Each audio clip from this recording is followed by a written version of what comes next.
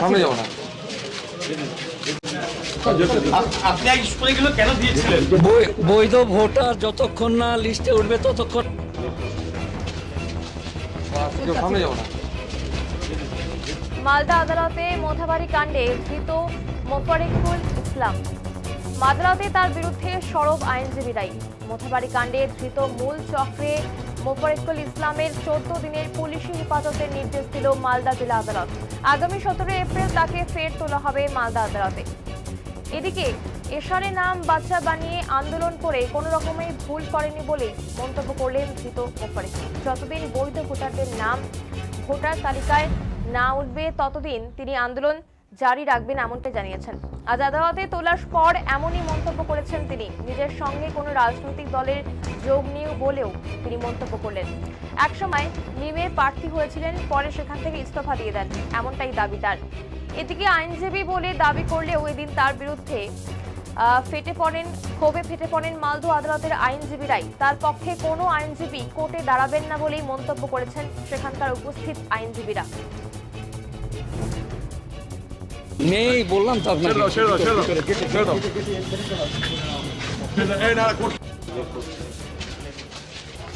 সামনে যাবো না। আপনি আগে স্কুলে গেলে কেন দিয়েছিলেন? বৈধ ভোটার যতক্ষণ না লিস্টে উঠবে ততক্ষণ আন্দোলন জারি থাকবে। হ্যাঁ, তো এটার জন্য কি আপনাকে দল থেকে কোনো রাজনৈতিক দল থেকে বলা হয়েছিল? না না, এটা জনসাধারণের কাজ। তাহলে আপনি এই ধরনের উস্কানিগুলো কেন? কোনো উস্কানিমূলক বক্তব্য নেই। কিন্তু বারবার যেটা মুখ্যমন্ত্রী তিনিও আজকে বলেছেন যে এই ধরনের জানে না, বিনা তথ্যে উত্তর বক্তব্য দিয়েছে। বৈধ ভোটার যতক্ষণ না লিস্ট হবে আন্দোলন চলবে। তাই বলে আপনি বিচারকদের গোটা রাত এইভাবে আটকে রাখতে ইন্ধন কোনো দেবেন? প্রমাণ যদি দেখাতে পারে তা বলবে। আপনি কি অ্যাডভোকেট নাকি? উস্কানিমূলক বক্তব্যের জন্য আপনি কি অ্যাডভোকেট? একভাবে আপনি এই ধরনের অ্যাডভোকেট হয়ে এই ধরনের আচরণ আপনার এই ধরনের কোন কি ধরনের আচরণ? এই যে আপনি বৈধ ভোটার লিস্ট, বৈধ নাগরিকের লিস্টে যতক্ষণ না চলবে আন্দোলন চলবে গণতান্ত্রিক পদ্ধতিতে। উস্কানি দিয়েছেন চাইনা।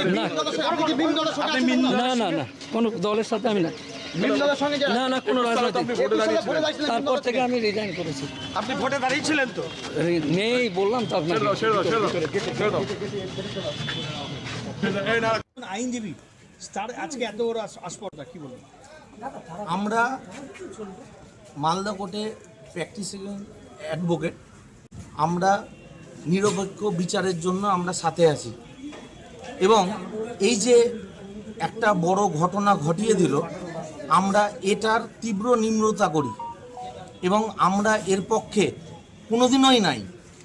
এবং যে ঘটনাটা মোথাবাড়িতে মোফাক্কেরুল ঘটালো সেটা আমরা তীব্র নিম্রতা করছি এবং আমরা মালদা কোর্টের বার অ্যাসোসিয়েশনের পক্ষ থেকে আমরা কোনো লয়ার এর পক্ষে থেকে দাঁড়ানোর জন্য আমরা তীব্র নিম্রতা করছি। দাঁড়াবেন না কেউ? আমরা কেউ দাঁড়াইনি আজকে দাঁড়াবেন। এবং আজকেও ডিএলএসএ থেকে মুভ হয়েছে, সেই ডিএলএসএ থেকেই ওরা মুভ করেছে। আমরা কোনো মানে প্রাইভেট লয়ার হিসাবে আমরা কেউ দাঁড়াইনি। আপনার নাম পরিচয়? প্রদীপ্ত কুণ্ডু, মালদা বার এই অ্যাসোসিয়েশন। ধরনের ঘটনাকে আপনারা একদম তীব্র নিম্রতা করছি। এই ঘটনার সাপেক্ষে আমরা কোনোদিনই পক্ষপাতিত্ব নাই এবং আমরা তীব্র নিম্রতা করছি, বারবার এক কথাই বলছি। মানে এরা কি দাবি আপনাদের ওর যে লাইসেন্সটা আছে সেটা কি ক্যান্সেল করে দেওয়া বা কিছু এরকম ধরনের? দেখেন, এটা bar council of India licence দিয়েছে ওকে, বা bar council of West Bengal okay licence দিয়েছে। আমি জানি না উনি কোথা থেকে পাস করেছেন। উনি যদি সঠিক জায়গা থেকে পাস করতে তাহলে আমি মনে করি যে ও কোনোদিনই এই ঘটনা ঘটাতে পারতো না। যে একটা জাস্টিসের গাড়ি ভাঙচুর করা বা একটা যারা এসআইআরের জন্য যারা নাম উঠানোর জন্য যারা এসছে তাদের গাড়ি ভাঙচুর করা বা এসপির গাড়ি ভাঙচুর করা, এটা আমাদের পক্ষ থেকে যদি কোনো ভালো লয়ার হতো তাহলে কোনোদিনই এটা করতো না। তীব্র বিরোধিতা করছেন? একদম 100% তীব্র বিরোধিতা করছে। আপনার নাম? প্রদীপ্ত কুণ্ডু, মালদা বার অ্যাসোসিয়েশন, মালদা।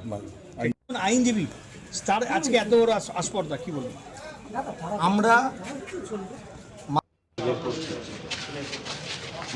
সামনে যাবো না। আপনি আগে স্কুলে গেলে